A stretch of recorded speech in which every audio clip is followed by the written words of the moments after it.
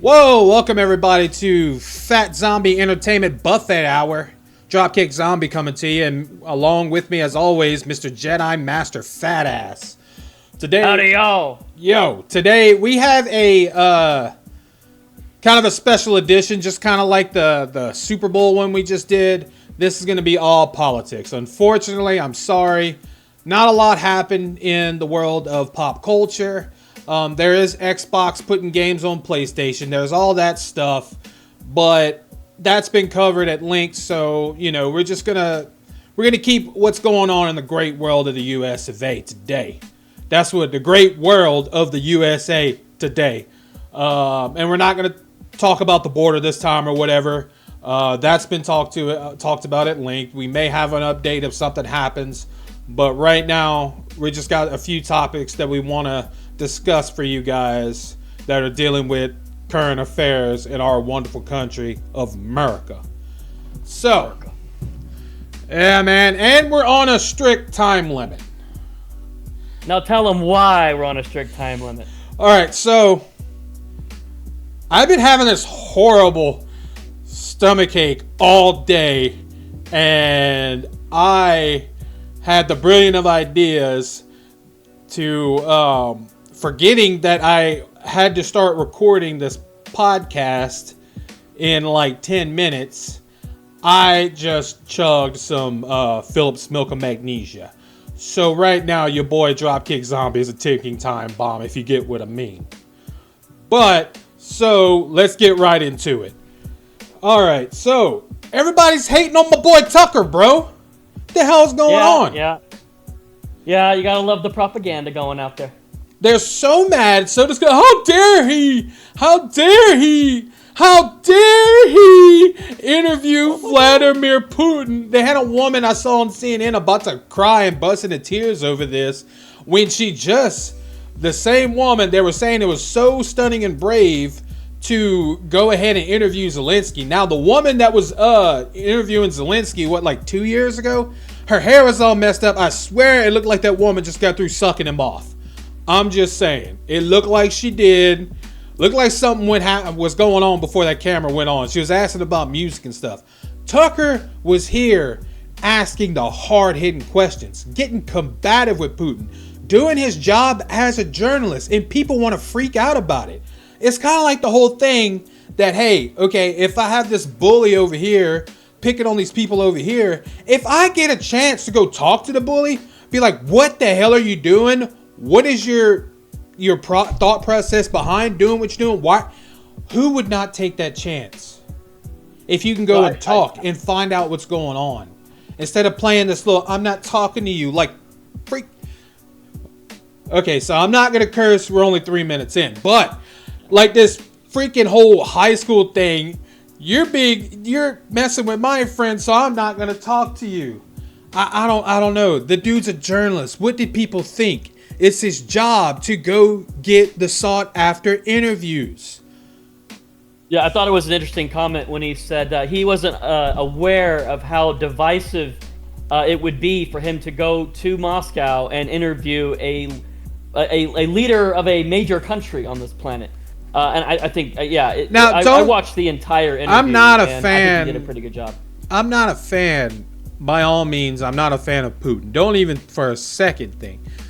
But I don't know. There's weird stuff going on with Ukraine too, and this Zelensky fella. I don't know. I don't trust him all the way. We're giving him money. I don't know why we're so obsessed with helping them, and why we're so obsessed with supplying them weapons. I don't know. Well, I mean, I can understand from a geopolitical and even from a military standpoint, having Russia drain its manpower and wealth into a country is beneficial to us from a military standpoint. The problem is we're also draining our military resources and our stockpiles. We have enough wars to fight already. We have wars here we need to fight. But you're seeing it. America can only focus on one thing at a time. And right now, we've got 3 major conflicts. 4 if you consider the one going on with Venezuela and Guyana in the south. But 3 major conflicts that we seem to be interested in. and only enough brain power and bandwidth to handle one at a time.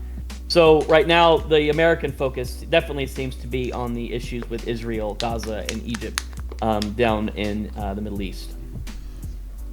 Yeah, so I mean, it is what it is. I can't understand, like, if it would have been, I'm sorry, but I'm a firm believer. If it would have been anybody except for Tucker, we wouldn't be hearing all this.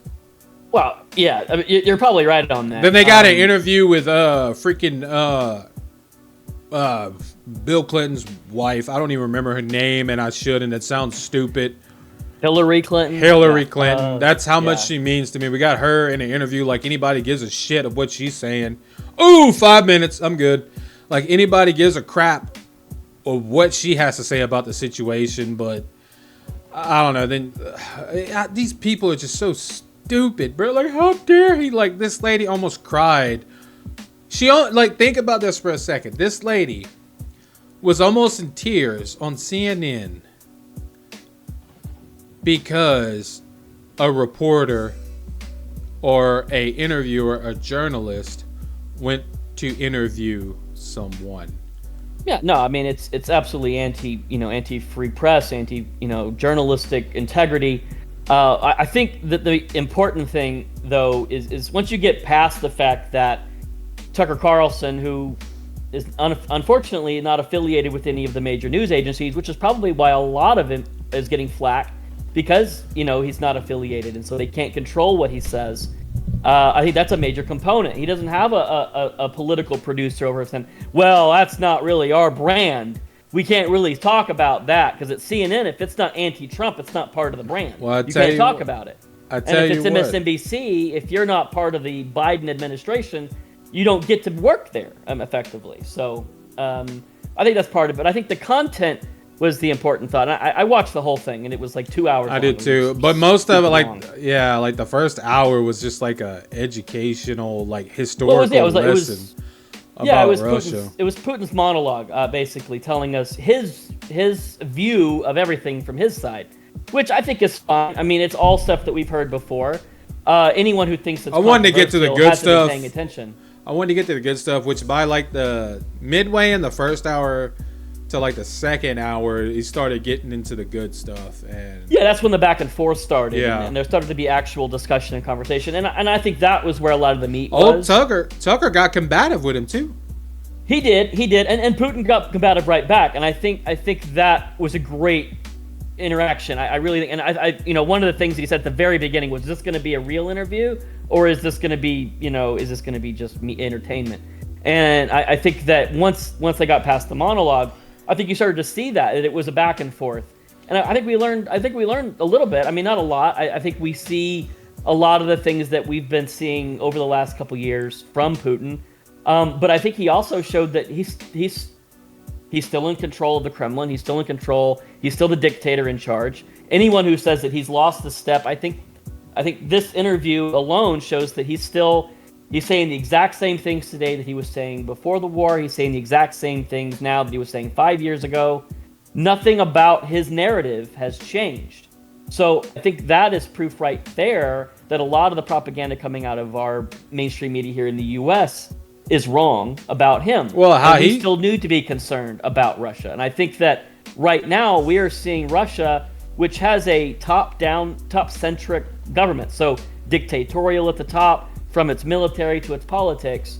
Things in that type of government take a long time to change, right? But when they do, they change all the way down.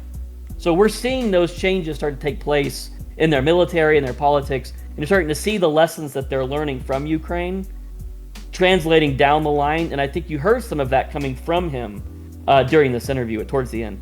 Yeah, pretty much in his mind, Ukraine always did belong to Russia. It always should have belonged to Russia. Yeah, and I mean, you heard him say it at the beginning in his monologue that I'm not arguing for that. I don't think that's the case, but yeah, well, I mean, you heard him say it. He believes that the dissolution of the Soviet Union was the greatest problem, and he believed that the entire premise of the dissolution was a lie on our side, because they believed that with the dissolution of the Soviet Union, we were going to become a true friend and ally to Russia and all of its subsidiaries, which include Belarus and Ukraine and Moldova and all of those areas. And I believe even to the point where there were questions to Clinton about the potential of joining NATO.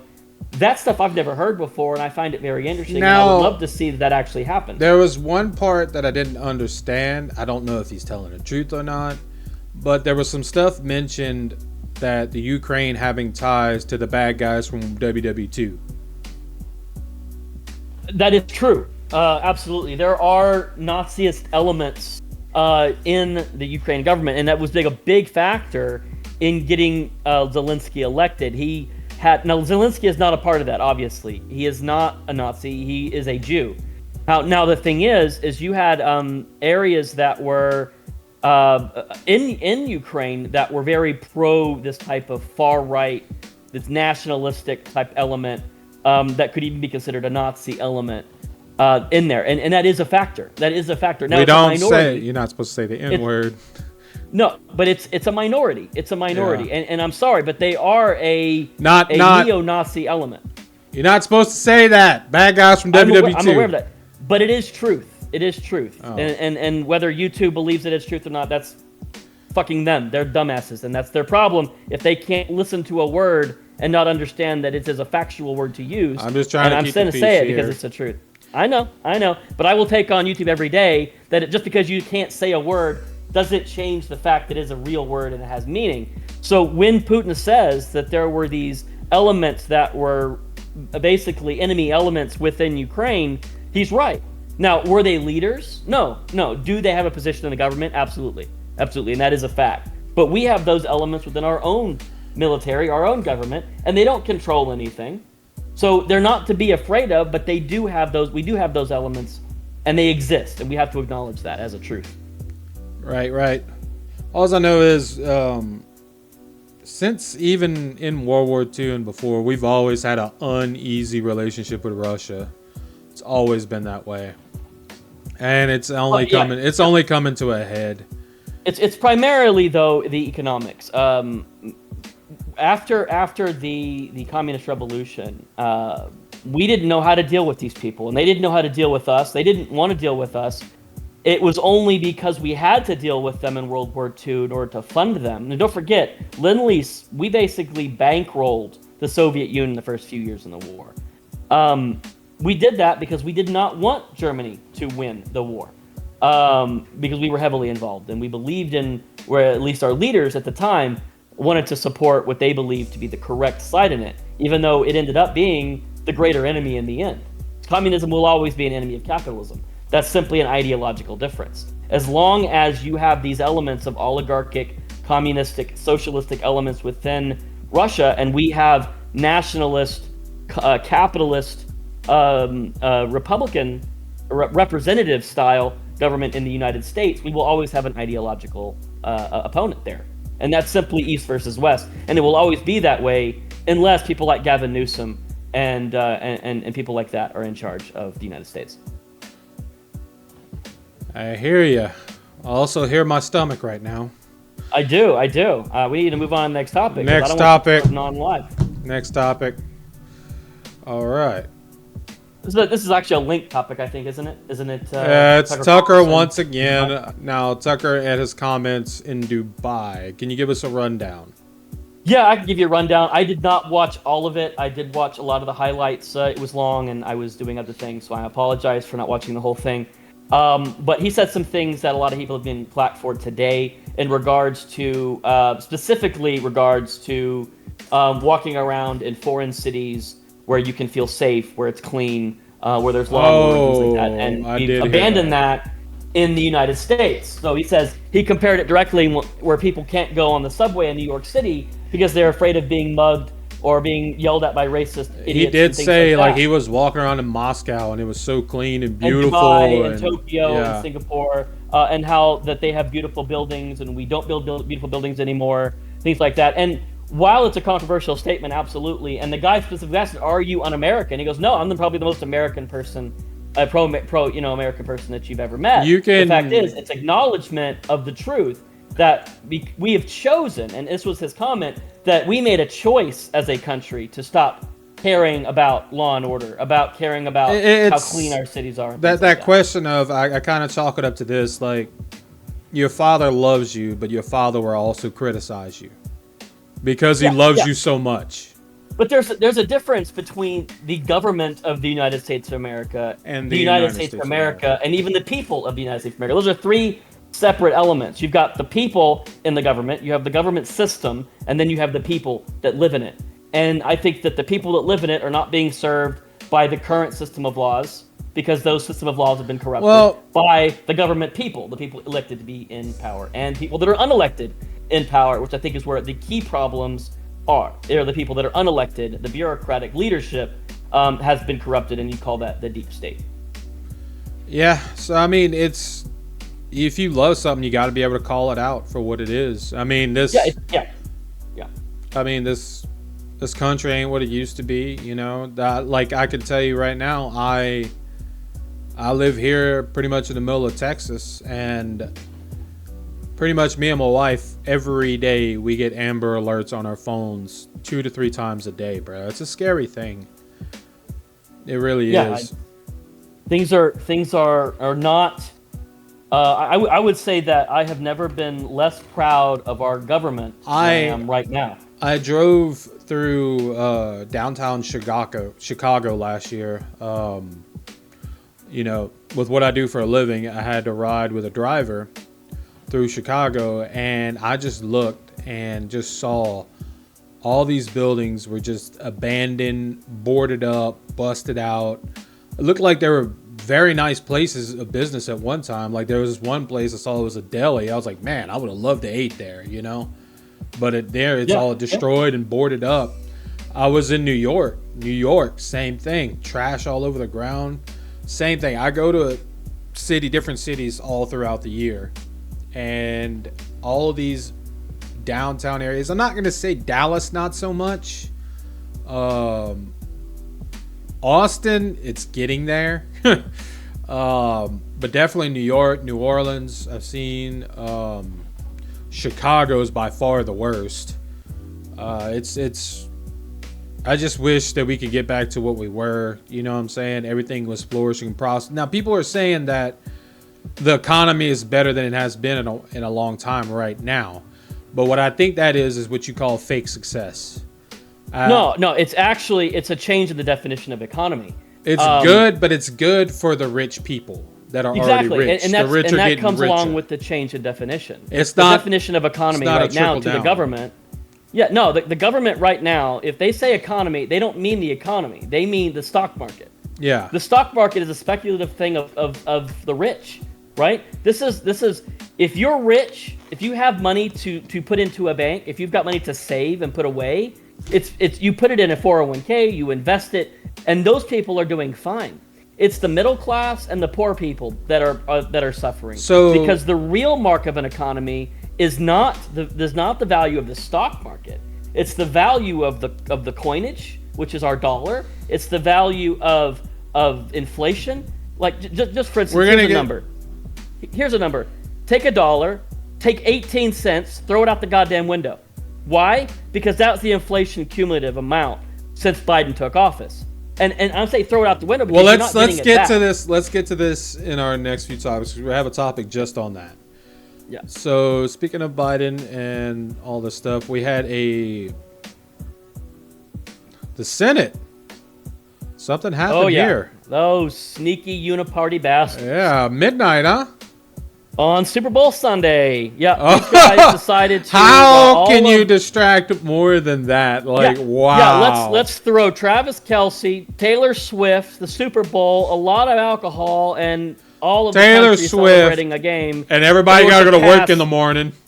To pass a really stupid bill. Okay, so the Senate, in their infinite wisdom of the uniparty, and by uniparty I do mean all the Democrats and all of the neoconservatives in the Republican Party, under Mitch McConnell, decided that it would be smart to pass a foreign borders bill, okay? They sell this as a border bill. It's not a border bill. This is a foreign wars bill. They have put more money into funding Ukraine, and I think it's like $60 billion into funding Ukraine, with another $18 billion or something going to Israel. I think like 17 or 14 billion are going to more Border Patrol agents to process migrants, more money for migrant processing centers, and more money for judges to process amnesty cases faster, as well as installing a clause that's saying if the next president in 2025 does not follow this law, they will be impeached by law. So I believe the Democrats they always have to attach those little strings. Oh yeah, and pass it at midnight on Super Bowl Sunday in order that everybody will be so like when we had that that bill, like not the bill, but when they were trying to solve the national debt, they proposed something and it was like, okay, this will fix everything, but then they had all those little strings that they like to attach in the background with it. Yeah, they just have to sneak. No, what does the Ukraine have to do with our border? Like, no, if you want to pass Ukraine funding, then have a Ukraine funding bill that only does Ukraine funding. They're pretty much, if you want to secure our borders, we got to make sure those borders way over there. This bill that the Senate passed, and I guarantee you will not pass the Senate. Or, I'm sorry, not the Senate, the House of Representatives. This Senate bill will not pass because HB 2 already does all the things that the Republicans in the Congress and the House of Representatives believe that will solve the problem has already been done. They believe that this Senate bill is just a waste of time, so it won't pass. It's dead on arrival in the Congress. But now the Democrats can now say, "Oh, we passed it. We solved the problem." But those congressional out in the House of Representatives, they refuse to do anything, and so this is the narrative you're going to hear for the rest of the election cycle, is that Republicans are the ones that are refusing to close the border because they won't vote for the Senate's bill. They seem to change it around a lot. That happens a lot, actually. Oh, it happens all the time. The Democrats do something. They were blaming it when we were trying to solve the national debt. And then they blame the Republicans. Yeah, they blame the Republicans for the problem. We were trying to... well, we didn't do it. When we were trying to solve the national debt, they were trying to flip it around like we kept turning it down. It was our fault. Yeah. Or it'll be like, yeah, we didn't do this because it adds $2 trillion to the national debt. That's why we're not doing it. Oh, those Republicans, they want to take your Medicare away. Fuck you. Well, they want to take your Medicare away and they won't let us pass these bills. And the Republicans are like, but like they won't let us do it. And then it's like, yeah, but you guys have a bill in there that you want to spend $2.5 billion on gender studies. It's absolutely stupid. And I'm telling you right now that if you are someone who is interested in trying to save our country, I want you to look up the Republicans, because the Democrats are always going to vote lockstep. Look at the Republicans that voted in the Senate for this bill and don't vote for them. Ever. Don't vote for them. Don't vote for them. Do not put these morons back in office. They don't care about you. They don't care about you. Why? Because they're invested in the companies that benefit from war in Ukraine and with Gaza. I'm sorry, but also on Super Bowl Sunday, the money that we're using to fund the Israel war against Gaza, they bombed civilians in Rafah on Super Bowl so that we wouldn't pay attention. Because Israel knows that we're not paying attention. Damn, I didn't even know about that. Wow. Yeah, no. So here's the thing. You push all of the civilians into a cage in Rafah, and then you bomb the goddamn thing and say, oh, we're just defending ourselves. No, you lost that argument when you didn't allow humanitarian assistance and let these people get the fuck out.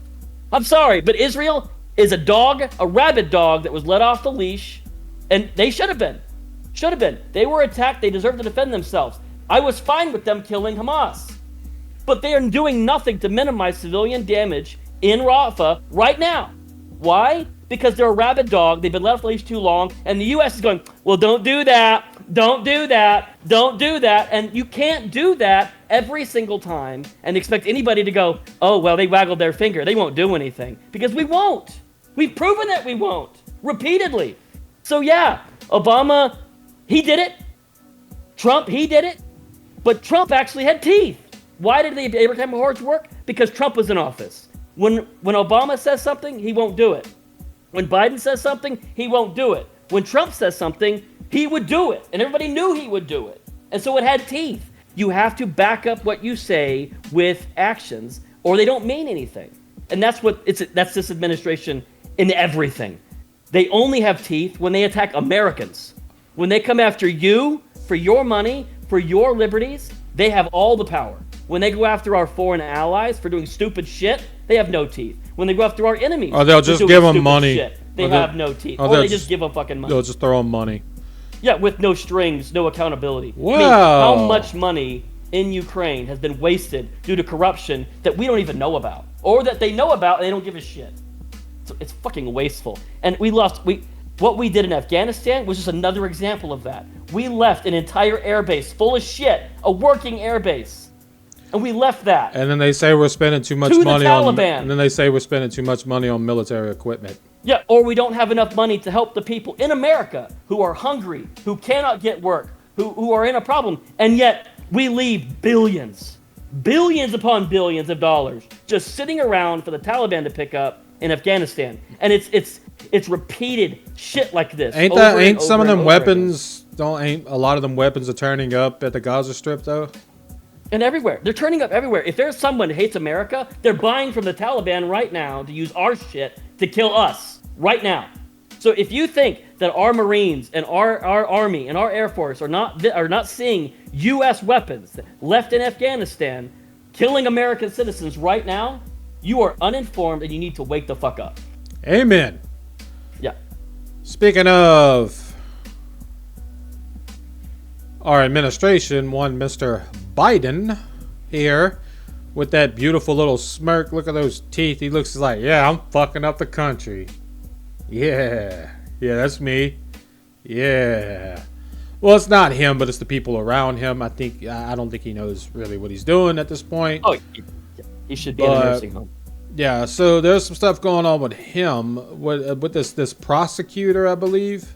Yeah, so as we all know, Trump is being investigated for misuse of presidential documents and things like that. Well, Biden was too. He had documents in his garage. Right next to that beautiful little Corvette. And several other documents. So he was investigated. And he was found to be willfully withholding classified documents. But the guy that was behind it, I think his name is Herr, He basically said, look, I've got evidence to prosecute, but in a court, I would not be able to get a conviction because the jury would side with this doddering old man who has a bad memory and doesn't remember doing it willfully.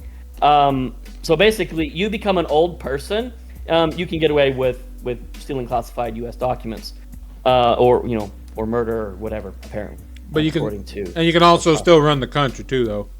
Yeah, I think the worst thing was that the White House came out and his response was, well, I think they got it right, but I'm here and I'm strong and I'm doing my thing every day, but they got it right. I'm completely vindicated. They didn't find any evidence that I did anything wrong. When it specifically says he did something wrong, but because he couldn't remember the year that his son died or when he was vice president, that he would never that he was a doddering old man. That he would never be prosecuted. That's not vindication. That's you need to be removed from office. And I think that the Democrats are. Ain't Trump an old man too? Mode. Do what? Ain't Trump an old man too? Yeah, it is a 4-year difference. But I think. Why are they after Trump so bad then? Like. Because they need anything against Trump. That whole hypocrisy. But I think you cannot tell me there is not. You cannot tell me that every damn president, vice president, anybody that was ever made entry into that Oval Office did not take some shit home. You can't tell me none. Well, no, and I think we've seen that over and over again. But I think the key is that he took classified documents not as a president, not as a vice president, but he did it as a vice president, but he also did it as a senator. He had one of the things that it said is that he had a journal. He would walk into a skiff with a journal, write down classified information that he saw while in the skiff, and then walked out with the journal. The whole point of a skiff is to keep everything in there. You read it in there, and then you leave. Nothing is supposed to leave a skiff. Well, I mean, that's because he was probably feeling the early stages of dementia back then, and so he had to write it down so he could remember it and study it. The rate of his decline. Yeah, the rate of his decline. At the end of his vice presidency, there was evidence that he had dementia, and yet then he was picked for president, and supposedly he was picked as president because he had to save us from Trump. And then, but it was against his will. He did it because he had to, right? And then now, just the evidence of his decline is just. I mean, he saw dead people twice last week. This is like the 8th dead person he's seen in the last couple years. I mean, we're talking a man who can't remember his own name. Or maybe he has a sixth sense. You never know. I mean, or that. But the other thing is I watched him yesterday on stage. He might know some good stuff, bro, from the dead. Like, you never know. For the dozenth time. I mean, how often do you get lost on stage? It's pretty easy. You point. I mean, they tell you where to go. I mean, there are marks on the floor. Go here, stand here, and he can't remember what his aides told him 5 minutes before. They have to guide him around. What they need to do. They need to get somebody to stand at the end of the stage with an ice cream cone. Over here, ice cream. No, I mean seriously. I mean, there is at some point where they're just gonna have to Jill Biden just gonna have to stand by him with and just guide him everywhere because he is. This is elder abuse. The government of the United States right now needs to be prosecuted for elder abuse. They are. This poor man needs to be in. Don't she already walk him to the stage and walk him back? Yes. This is something didn't she cut the debate he was having? Yes, and she yelled at his staff. Why did you let him go on so long? Why did you do this? This is ridiculous. Jill Biden, his wife, should be the one that says, "Look, it's time, Joe. You need to step down. You're tired. You're going to die in office." But the man is so embedded in it. He's a dictator. He wants to be in power. He craves the power, even though he can't remember his own name. But if he goes, I'm president. But he doesn't even remember he's president half the time. It's just terrible. But if he steps down, then we get Kamala Harris. And granted, she's ready, apparently, to take the Oval Office. Oh, wonderful. According to her. Yay. And no one else. Bruh, black people don't even like her. Oh, I know. I know. It's she. Oh my God, she can't. I can't. Oh, she's a terrible speaker. It's just she's not. I don't think she's accomplished. I don't even know what she's done. What has she done? She's done nothing. She has done nothing. She has accomplished nothing. Everything she touches, it gets worse. At least Michelle Obama succeeded in messing up the school lunches. You know she's. And she's on. They're considering her, right? And she wasn't even actually. She was just the president's wife. Like, this is the vice president. It's very likely. It's very likely that she will reluctantly take the position of the candidacy for president at the Democratic National Convention out of necessity, alongside Gavin Newsom.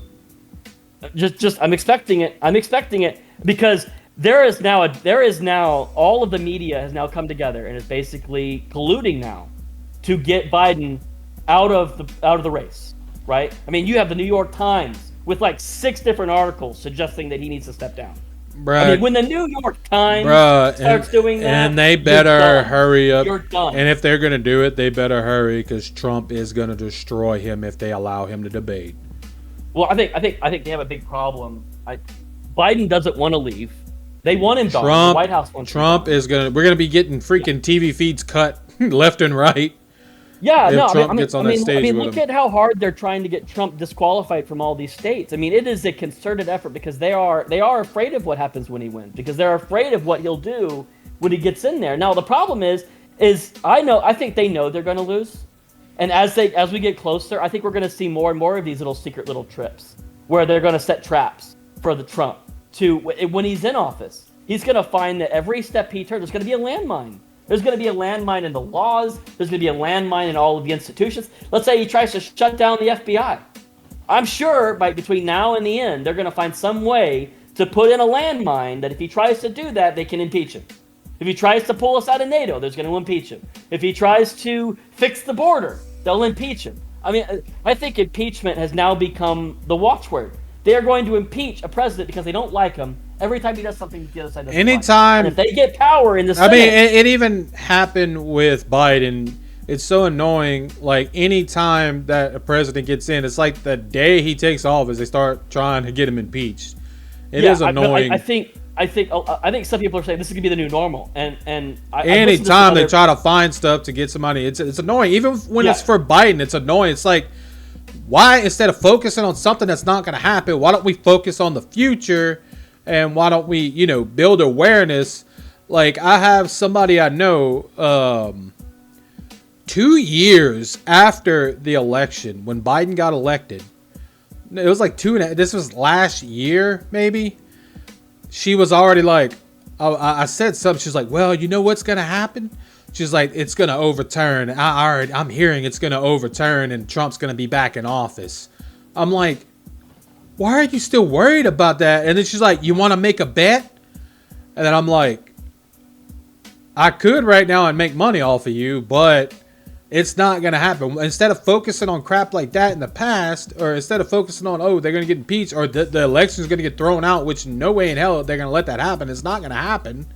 Why don't you focus on the future and focus on 2024? What's going to happen there? I think let these pipe dreams and these delusions and these whole, like, I don't know, like these conspiracy theories, let them go. Yeah, I think what you've got is correct, but I also think that we're not ever going to have an undisputed election anymore. That's. I think every election from now on. I mean, and that worries me. Disputed. I do think there might have been some shenanigans going on in the last election, but I don't think it was enough for anything to be significant. But it still worries me, like what these people would do, and I'm talking about on both sides. You know what I'm saying? What kind of tomfoolery they'll get up to. Like, I just want a clean, I just want a clean, fair election. Is all I want. No matter who wins, I want the people to be heard. But the days of clean and fair elections are over. We're never going to have an election where everybody's like, okay, that's the winner. And I don't want an election that if your guy loses, you go and you riot and you go stupid in the streets. Yeah, that's over. That's over. When you want to talk about a new normal, the new normal is we will never be 100% sure whether an election was true, was clean, was fair, and it's going to be state by state, county by county, city by city. We're never going to be sure. We're never going to be confident. There's always going to be. I think lawfare is going to be the name of the game. We're going to see. After every election, we're going to see massive lawsuits. We're going to see court cases that are going to cost hundreds of millions of dollars. Elections that last 2 weeks. Election. Yeah. We're never going to know. You're not going to be able to stay up on election night and at 10, 11 o'clock be able to go, okay, we have a winner. We're not, because there's going to be challenge after challenge. It's going to be January before we're 100% sure that all the votes have been counted and that the vote has been called. But even then, we're going to have challenges that are going to last well into that presidency of every single president from now on. If we even have elections after this one, I don't even know. There's even evidence we might even make it to this year's election. There might even be challenges. We might even have one. I mean, we're getting this so bad that the lawfare is so bad, that the propaganda is so bad, that the fact that we are so hyper-politicized and that people are going farther and farther to the edges of their party, that we are never going to be a united nation again. That once that party is in office, it's going to be that party versus the other party. We're no longer America versus the world. We're America versus itself. We're right versus left. And that's going to be forever now. And now that we're going to see that even more, as we're going to see that every culture is going to be a minority class. Every single one, whether you're white, black, whether you're Christian or not, it doesn't matter. You're going to be a part of some class that's fighting for one of these parties or the other. And it's always going to be us versus them in every situation. And we're never going to be on the same side ever again. We are no longer united. And that's going to cause a major cultural shift and political shift in the United States. And it's going to weaken us every single time that we do it. And eventually, either national divorce, civil war, or something worse is going to happen. I hope it doesn't get to that point. Like I've said, I hope it doesn't. I think right now we are a comet that has lost. We don't have any control. We are now flying through space, just hoping that we don't hit a sun. Yep, like a powder keg ready to explode. We're so far gone at this point that only a revolution of some sort can actually solve the problem, and any kind of revolution, no matter what kind, is going to have massive, massive long-term cost. A powder keg. We are a powder keg, absolutely, and we just like my stomach right now. Different ways. Just like my stomach right now. Yeah. Well, from there, and So we got that. Kamala. Yeah.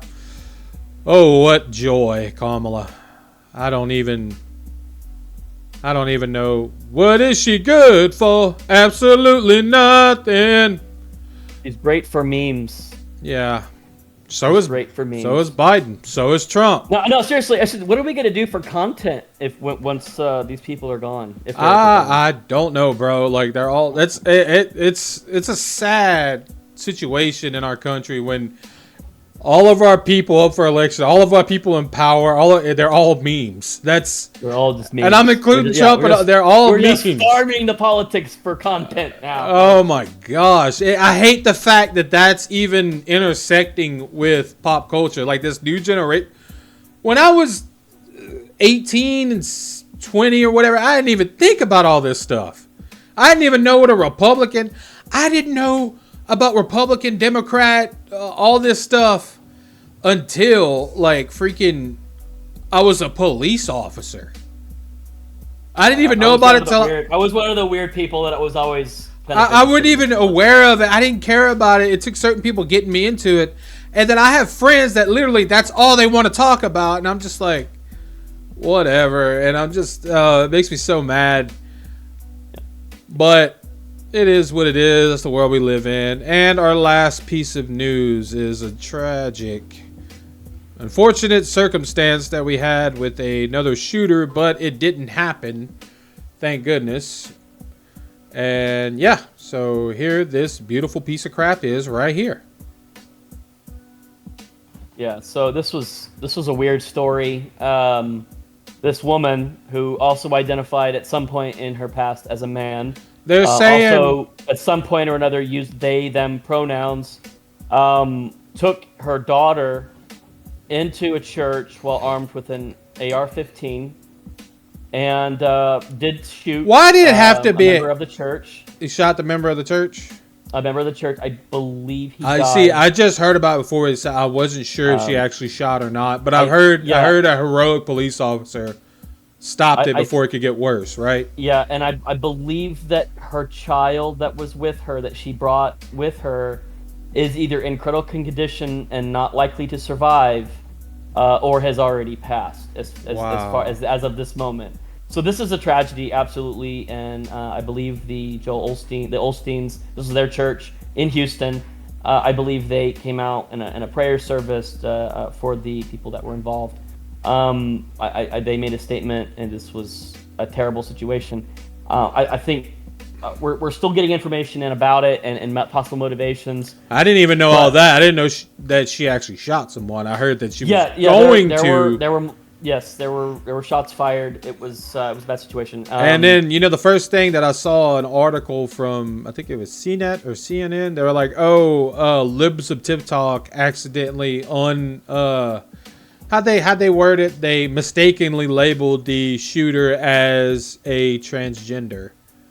Well, I don't want to say that she was transgender. I believe that there was some gender dysphoria or gender confusion involved in previously. I do believe that as of the time of the shooting, I believe that she was using a driver's license that was female. I believe I think the reporting shows that she is a biological female. But I do believe that at some point she did identify as a man. I am unsure of whether there were ever any testosterone treatments or anything of that nature at any time. That information has not been made public. The messed up thing I didn't know about this because I didn't see it in any mainstream media. I had to go the little that I knew before I learned about right before we got on here. And you actually had to dig for it. I had to dig for this picture, as a matter of fact. It's insane to me.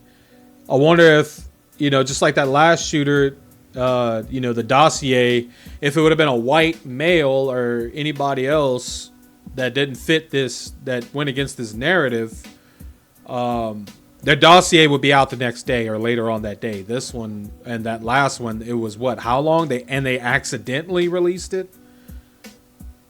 I don't know. I don't know.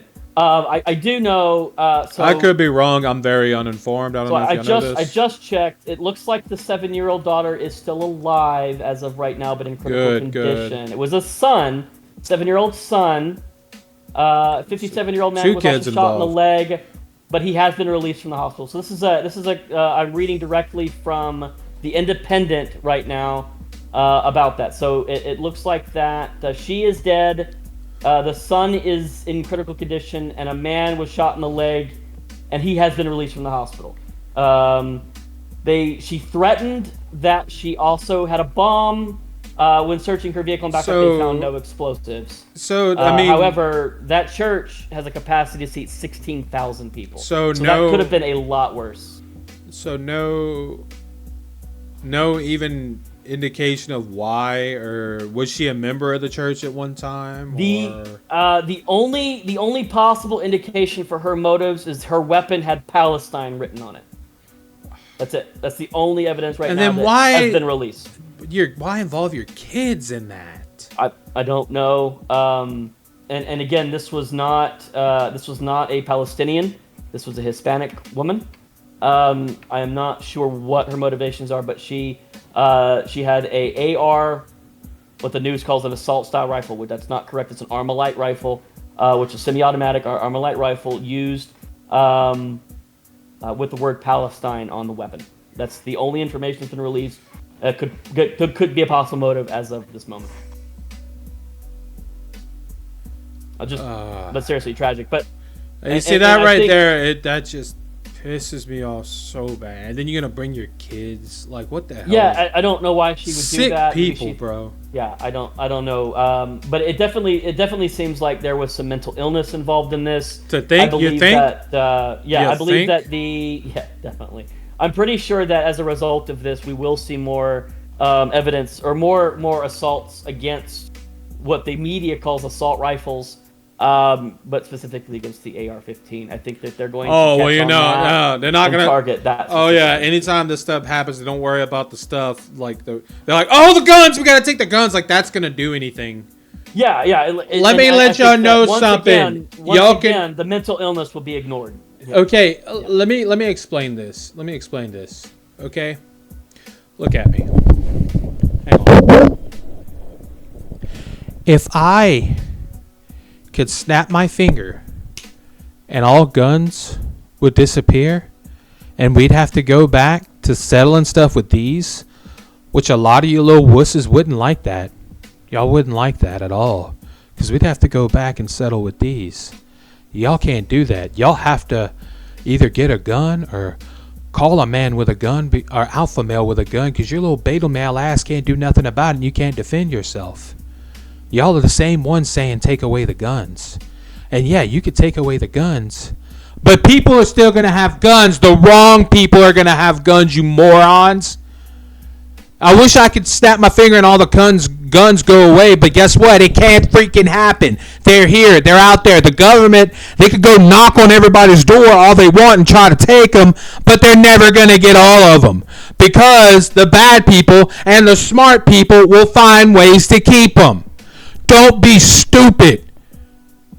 Just like I have some friends like, guns are stupid, guns are bad. I had one friend, a stupid, idiotic friend, that was like, oh, y'all want so bad to, y'all want to protect children by ending abortion. Well, what about those guns? You stupid freaking moron. Oh my gosh, you know who you are. You freaking, and this guy, I tell you what, this guy, fat ass, he's the kind of guy that needs a gun, because ain't no way in hell, if something were to happen in his house, some guy, he's going to be able to fight him off. I promise you that. No, I'm fat, lazy, and have no. I'm not talking about you. I'm not talking about you.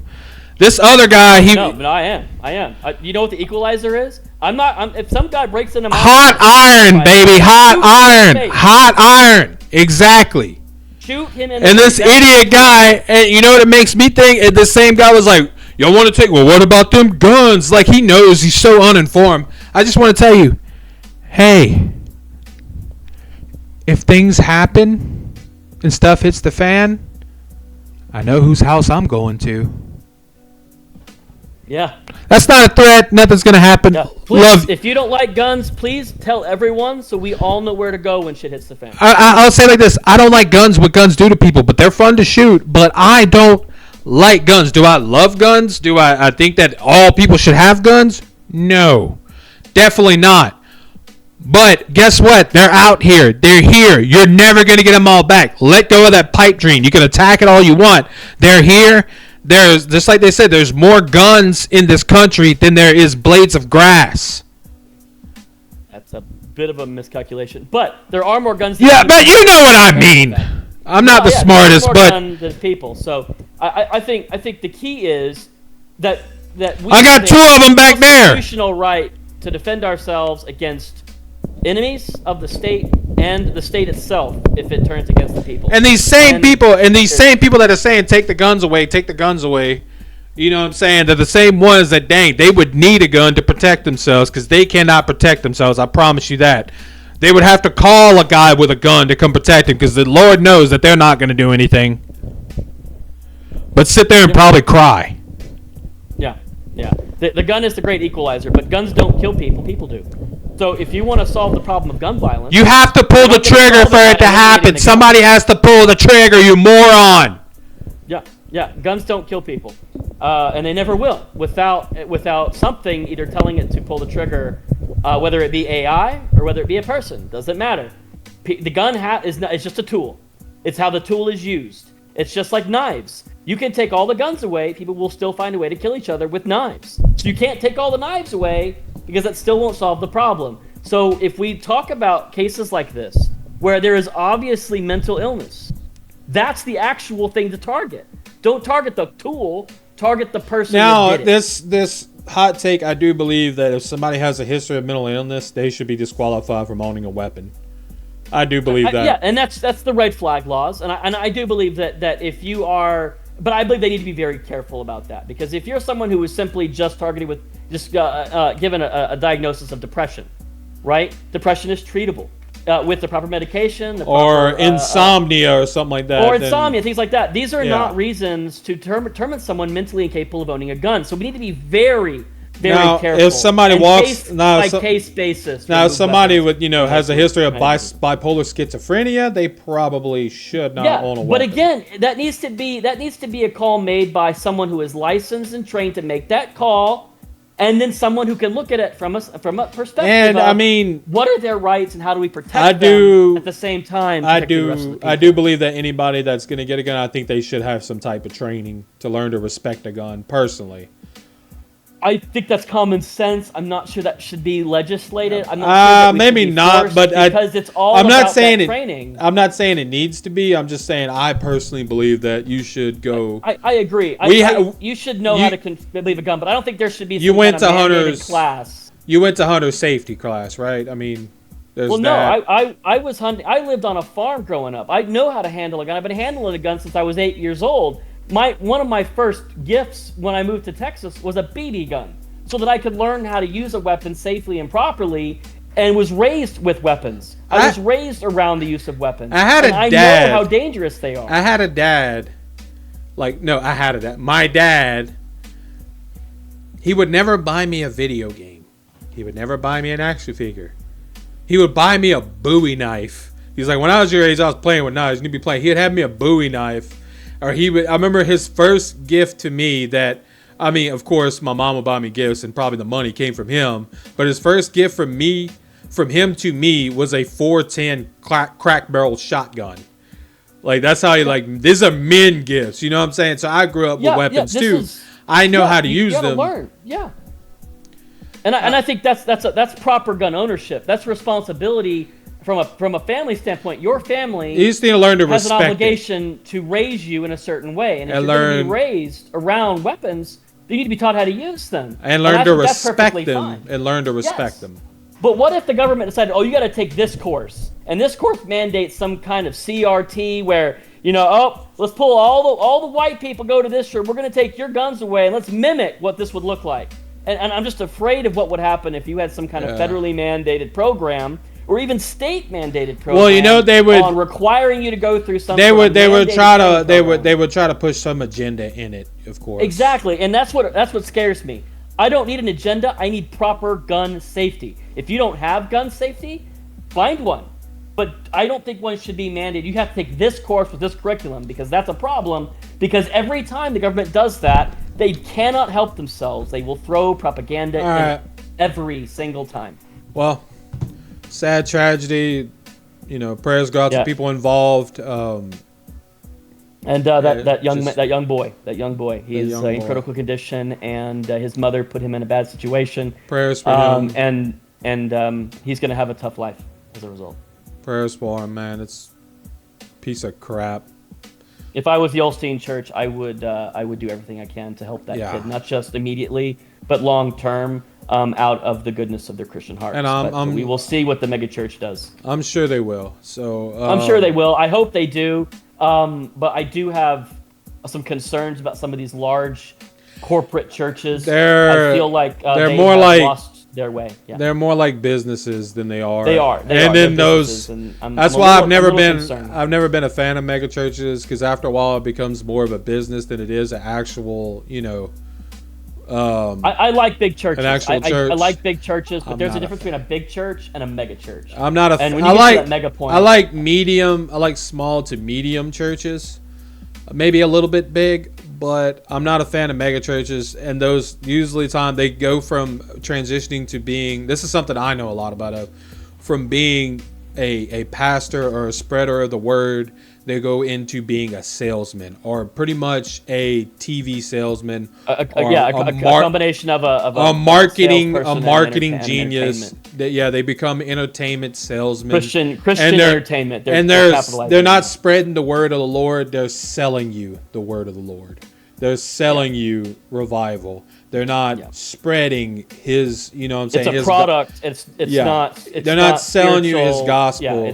So, I mean, be careful of that. Like, you know, and I do believe that may, in some situations, have seen, you know, with Joel Osteen, not bad mouthing him or anything, because he is a fellow Christian, but I don't know the man. I've never met him. I haven't diagnosed his church. I don't know. I hope that they do the right thing here. Way back when, I've seen some elements of what I'm talking about in his church, you know. But that's beside the point. This is a tragedy. I hope, you know, the kid gets the care he needs. I hope the family that lost their father, brother, or whatever the guy was, to whoever that loved them, I hope they find some closure. I hate seeing anything like this happening. It's disgusting, and I don't know. So these things are happening too much now, and it's a sad thing. And well, anything else you want to add, Mr. Fat Ass, on this all political / tragic? Yeah, we will get back to more of a normal thing next week with the Super Bowl and everything. There just wasn't enough pretty much all of the pop culture and stuff was around the Super Bowl. We talked about that at length. Today we went over some of the things that that were Super Bowl related, but since there was so much politics going on, it was such a big week and weekend last week and the weekend following. That it just had to be brought up. We do apologize about the overfocus on politics. We'll try to get to more balance. But we do want you to like and subscribe. If you've got more comments, if you want us to talk about something specific, please let us know. We need your input to help grow our audience, grow our show, be better, and we want your input because you guys are the reason that we're here. Look for us on TikTok, Fat Zombie Entertainment. We're going to be posting TikToks coming up very soon. We do plan on getting more into maybe a gaming show at some point on the channel. I just got to figure out my situation with game capture.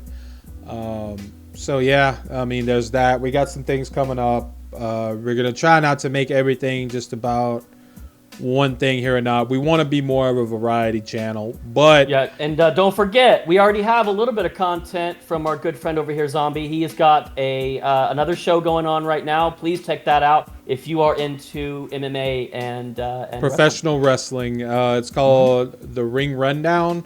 I do it with my friend SP, and I have another video I'm gonna be putting up where we go over the McMahon scandal at length and different things like that. So, well, I guess that'll be it. We'll put a bow on this one. For Mr. Jedi Master Fat Ass, I am Dropkick Zombie. Over and out, people.